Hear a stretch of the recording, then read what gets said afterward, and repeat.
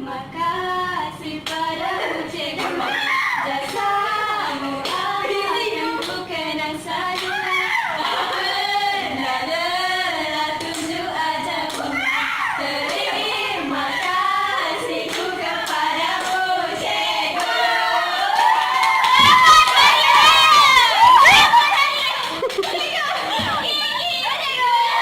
Cakap apa? Are you ready? Cikgu cakap apa? Okay, thank you so much. I love you. Cinta telah menzahirkan sebuah pertemuan.